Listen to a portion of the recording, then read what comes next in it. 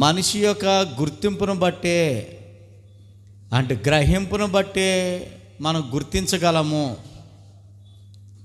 గ్రహింపు లేకపోతే వస్తువును గుర్తించలేము, పదార్థాన్ని గుర్తించలేము, వ్యక్తిని గుర్తించలేము, అలాగే వాక్యాన్ని కూడా మనము అస్సలు గుర్తించలేము అనేటువంటి విషయాన్ని మనం జ్ఞాపకం చేసుకోవాలి.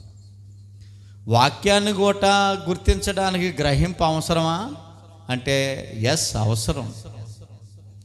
ఈ గ్రహింపు లేకపోవటం వల్ల ఈ రోజున వాక్యాన్ని గుర్తించలేకపోవటం వల్ల, వాక్యం యొక్క సారాంశాన్ని గుర్తించలేకపోవటం వల్ల, రక్షణను గుర్తించలేకపోవటం వల్ల, పరిశుద్ధ గ్రంథంలో ఉంటున్నటువంటి వాగ్దానాలను, ప్రవచనాలను గుర్తించలేకపోవటం వలన ఎన్నో అనార్థాలు జరుగుతూ ఉన్నాయి. ఇంకా గొప్ప విచిత్రమైన విచారకరమైన సంఘటన ఏంటనంటే, లోకనాథుడైనటువంటి రక్షకుడు మన ప్రభు అయినటువంటి యేసుక్రీస్తును కూడా గుర్తించలేకపోవడానికి గల కారణము వారు గ్రహించలేకపోవటం.